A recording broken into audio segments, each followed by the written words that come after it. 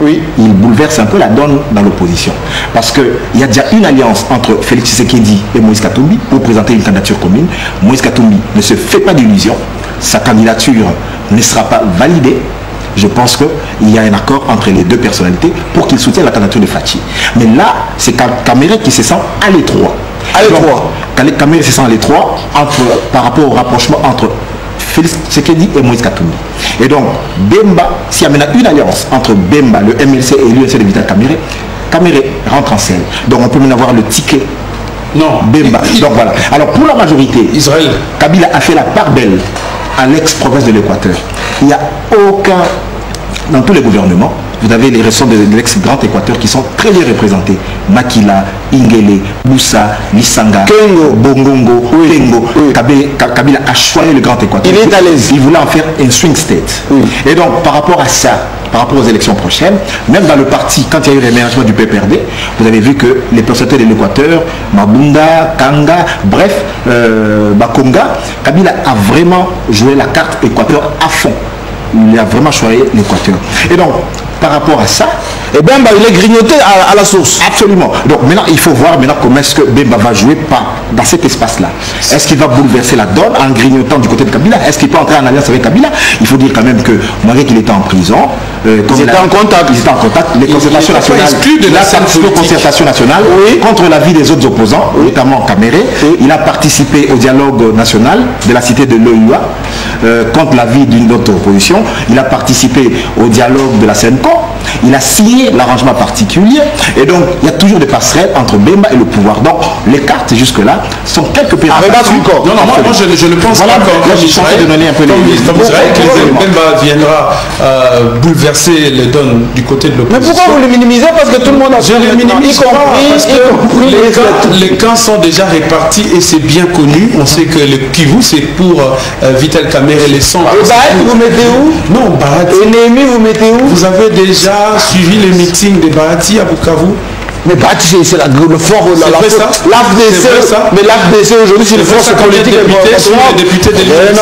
Non, je suis en train de terminer. Alors terminez vite. C'est moi d'ailleurs qui avais la parole. Donc, je crois que les donnes sur terrain n'ont pas vraiment assez changé et je ne trouve pas Bemba être ici présent à Kinshasa viendra bouleverser. Pourtant, le Kassai, c'est toujours acquis à l'UDPS. Les coins sont répartis. Et en plus de cela, Bemba n'était pas exclu de la scène politique. Il participait à chaque fois et il était à tout moment en consultation permanente avec les acteurs politiques. Récemment, il a été visité par Mouzitou, Kabila est quand même le maître du jeu avec deux choses. Ça veut dire que jusque-là, Bemba est à la merci de Kabila pour deux choses. Il y a toujours une enquête contre lui pour atteinte à la sûreté de l'État. On l'a mis de l'affrontement de mars 2017. C'est une affaire déjà lancée. Deux choses. Deuxième chose, le deuxième élément, ça veut dire qu'on peut toujours lui sortir aussi affaire nationalité, passeport portugais et passeport belge. Et donc, Kabila est toujours maître du jeu par rapport à certaines éléments. Merci bien. Le fameux passeport belge et portugais de Bemba, tout le monde a les preuves, enfin tout le monde a les sources. Joachim Diana, il faut pas le retour. Oui, je voulais dire ceci, que la CPI, la tendance qu'a Israël d'autoflagellation, mettons-nous tout le temps. On a créé la CPI pour une justice mondiale. Oui. On ne coupe on ne dit pas, les Africains ne disent pas pourquoi il y a la CPI, pourquoi nous avons signé la CPI. Mais on constate que pour les mêmes crimes, il n'y a que les Africains qui sont poursuivis. Qui vous a dit que ceux qui ont tué les Palestiniens ont déjà été jugés par la justice israélienne? Pour dire qu'eux, on ne les amène pas à la CPI parce qu'ils ont une justice nationale. Vous avez déjà entendu qu'Israël a poursuivi ces gens-là? Les Américains ont tué en Afghanistan, ici en Somalie, et partout là. Ils ont détruit le pays. Qui les a déjà poursuivis? D'abord, eux, ils n'ont même pas signé. Ils commandent la CPI sans être signataires de la Convention de Rome eux-mêmes. Donc ce que nous disons, c'est cela. Et cette justice qui peut dire, non, celui-là poursuivait, celui-là ne poursuivait pas, et jusqu'au point de dire, au Congo, nous avons besoin d'une opposition forte, sortez-les de prison, après l'avoir injustement gardé en prison pendant 10 ans. Alors c'est ça que nous condamnons. Nous ne disons pas que pourquoi la CPI existe, mais c'est bien qu'elle existe, mais qu'elle soit une vraie justice, meilleure que les justices nationales que nous créons. politico. Équitable, alors, surtout. Alors, je voulais dire ceci, et ça bouleverse la donne. Et ça, j'ai entendu lorsqu'on a annoncé la libération de Jean-Pierre Bemba. Oui. Les gens disent donc c'était un épouvantail pour Kabila. Mais les Congolais doivent analyser les choses. Aujourd'hui, la sortie de Bemba, c'est un épouvantail pour l'opposition. Pour l'opposition. Pour l'opposition. J'ai suivi Kamer. Kamer dit ceci. Vous voyez, pourquoi nous ne voulions pas nous précipiter à nous déclarer candidats. Il fallait d'abord attendre. Maintenant, il y a des éléments nouveaux. C'est par rapport à ça qu'il va se positionner. Est-ce que quand un acteur politique de la trempe de Kamer dit « j'ai attendu », il a raison d'avoir attendu et maintenant il trouve une donne. Ça bouleverse. Vous ne pouvez pas dire aujourd'hui Jean-Pierre Bemba, dans ce qu'on dirait la même chose de l'UDPS.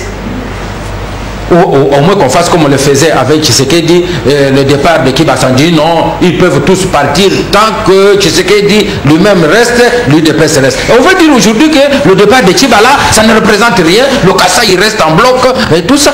Mais tu sais que on a toujours dit, je l'ai plus d'une fois dit, en politique, Bazokata et Zokonda. Jamais que Bazokata et Zokonda, c'est faux. En politique, plus que les gens partent, plus le parti diminue. Le MLC a connu beaucoup de départs. Et Thomas Louaka, ce n'est plus le MLC. Ce qu'on peut dire aujourd'hui du MLC, ce qui en reste, ce que Bemba va trouver, ce qui lui demande du grand travail pour revenir. D'abord, il était candidat partant de ses fonctions officielles de vice-président de la République. Il avait les moyens. Voilà, les moyens et tout ça. Aujourd'hui, il sort de la prison. Supposons même que Soros lui donne des mal d'argent. Il vient, il doit trouver un parti à gérer. Et aujourd'hui, les médecins, vous ne pouvez pas dire qu'avec le départ de Louaka... Et je sais combien... il lâche pas beaucoup en termes d'économie. L'UDPS n'a rien perdu. Mais le retour de Jean-Pierre Bemba, c'est un vrai problème. Si, par exemple, Félix, avec l'arrivée de Bemba, il a mangé comme il mange, il a dormi normalement, c'est que c'est un irresponsable. Si Katumbi a mangé comme tout, il a pris son champagne, ou bien il prend du vin, ou bien il amène le lotoko là-bas, je ne sais pas, mais s'il a pris ça normalement, c'est qu'il est irresponsable. Parce qu'en fait, aujourd'hui, on sait très bien que Félix ne se laissera jamais faire pour dire que non, candidature unique, nous laissons à Bemba. Et c'est impossible. Bemba ne se laissera pas faire des candidatures uniques, nous laissons à Félix. Non, et on ne sait pas encore l'avance entre Kamer qui est en train de tournoyer, à quel moment il va marquer son but. Donc c'est ça toujours ce qui change la donne, ça bouleverse la donne. Alors, John Lungila, parce que nous avons 2 minutes, juste pour quand même essayer de comprendre.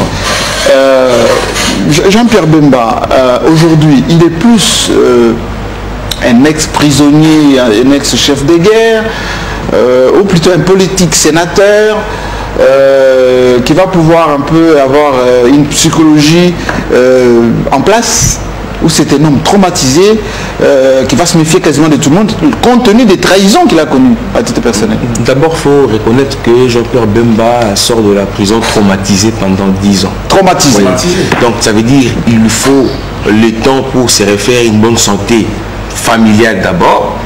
Parce que retrouver le sien, son père est mort, il était en prison. C'était un de ses alliés le plus sincère qui la prison de la CPI, c'est pas comme votre prison de Makala ici. Il sera pratiquement seul. Et donc, deuxièmement, il lui faut se refaire une bonne santé politique, parce que déjà quand j'apprends que la majorité a peur, non, parce que la majorité a battu Jean-Pierre Bemba en 2006 aux élections, et même sur le terrain militaire, je l'ai dit sur ce plateau tout à l'heure, ça a été aussi le cas. Donc je ne vois pas la majorité craindre Bemba, parce que cette majorité l'a déjà battu en 2006, cette majorité a même battu Étienne Tshisekedi en 2011. Mais c'est un candidat de plus pour l'opposition. Pour se disputer le vote de l'opposition. Et en plus, c'est un vote à un tour.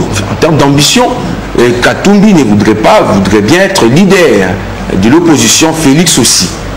Et Kamere peut-être maintenant, elle est en ballottage, c'est compliqué. Mais je ne vois pas Jean-Pierre Bemba venir à Canossa auprès de Moïse ou auprès de Félix Tshisekedi. Déjà, hier, on a vu la liesse qu'il y a eu. Effectivement, ça manquait un peu de conviction parce que c'était un peu à la quinoiserie.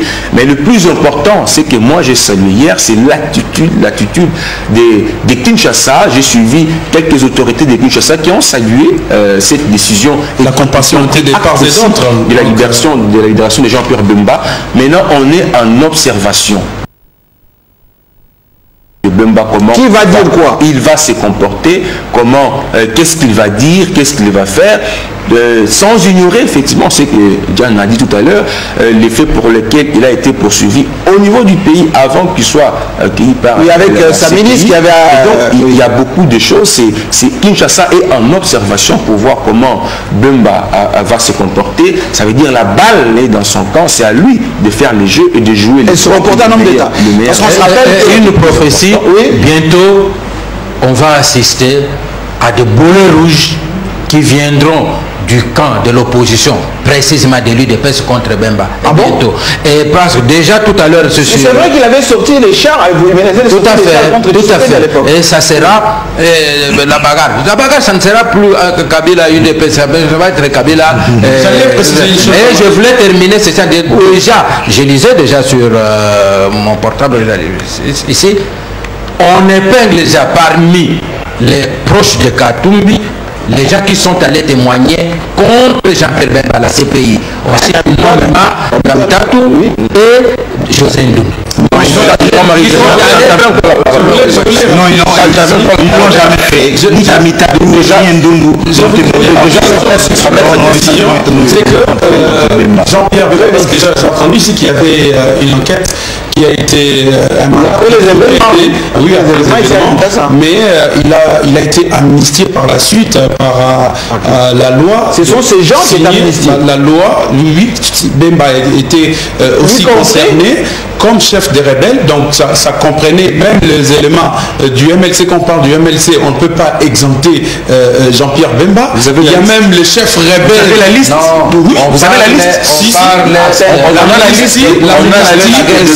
S'il vous plaît, l'amnistie, il n'y a pas les noms de une certaine année. On n'a pas cité les noms des individus. Il faut te renseigner. L'amnistie a été signée le 14 juillet 2014 par le président de la République et ça comprenait l'année. Oui, il faut.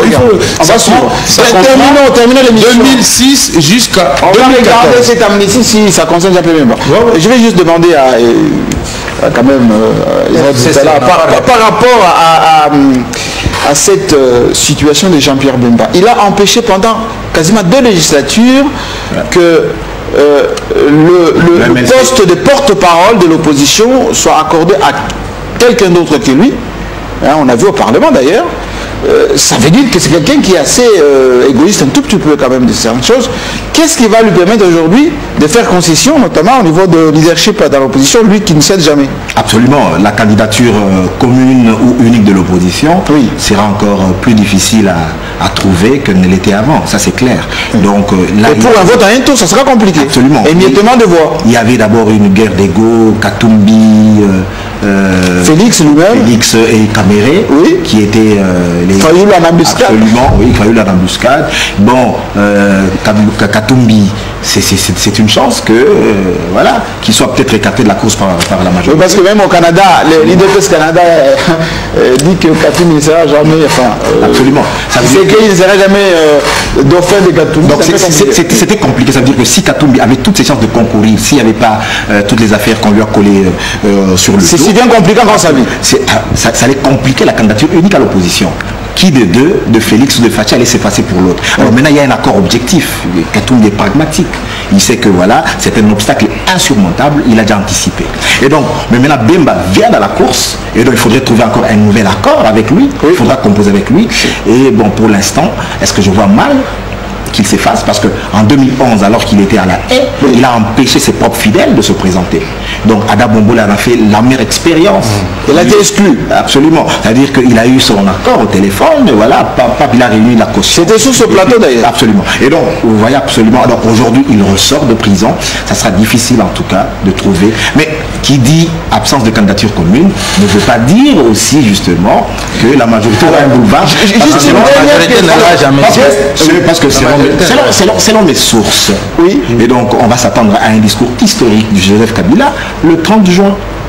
Le 30 juin. Ouais, il va faire un discours historique et je crois que voilà, il va absolument esquisser l'avenir de la RDC le 30 juin. C'est un discours historique. Et donc je pense que là, l'horizon politique va s'éclaircir même à la majorité parce qu'il va laisser des indices sur le dauphin. Ce qui est important aussi pendant cette période, il faudrait qu'on laisse aussi les acteurs politiques s'exprimer, comme nous avons vu aujourd'hui à Tchangou, mais aussi il y a Kaboun qui a atterri aujourd'hui en Bougimaï, il a fait le plein. Il faudrait permettre à d'autres acteurs politiques de faire des mouvements. C'est le même qui a dit que le Kassa il reste en plein derrière l'UDPS. Oui, il vient de voir Kaboun de l'UDPS. Kaboun. Ah, je pensais parler de ministre de Merci beaucoup. Il faut compter aussi avec le Kassa, ministre du budget. Il n'a jamais été là-bas. Juste pour terminer. Avec maintenant Jean-Pierre Bemba qui y arrive, s'il était un homme d'État, il commencerait par quoi? Il commencerait par aller présenter, exprimer sa reconnaissance au pays à travers le chef de l'État, parce que n'oublions pas que Joseph Kabila a promis de s'impliquer à fond pour ces dossiers-ci. Il avait dit dans un discours. Dans un discours et suivi, écouté par tous. Vous savez, les silences qui caractérisent Joseph Kabila dans ses actions, ce n'est pas... Il a reçu Bensouda il n'y a pas longtemps. Oui, c'est vrai. Bensouda a été reçu ici à Kinshasa. Quand Bemba avait besoin de la liberté provisoire et l'état d'accueil, son pays ne s'était pas présent. Non, son pays était exclu. Là, c'est une autre question. Son pays était exclu et lorsqu'on avait eu vent du mandat, on avait... C'est Moutinga Moutouchaï qui avait lu le communiqué. Lui demanda de venir. Parce que s'il était au Congo, personne ne l'aurait dit. Mais il n'est pas... Merci beaucoup. Ainsi se termine ce numéro de votre club. Rediffusion jusqu'à lundi. Vous avez bien compris qu'on est assez content de retrouver notre compatriote. Même s'il doit être un homme d'État en revenant ici. Le bellicisme c'est fini depuis longtemps. Et puis, ceux qui veulent être populaires, ils vont maintenant être sur le terrain. On a vécu la petite aventure aujourd'hui à Sainte-Thérèse.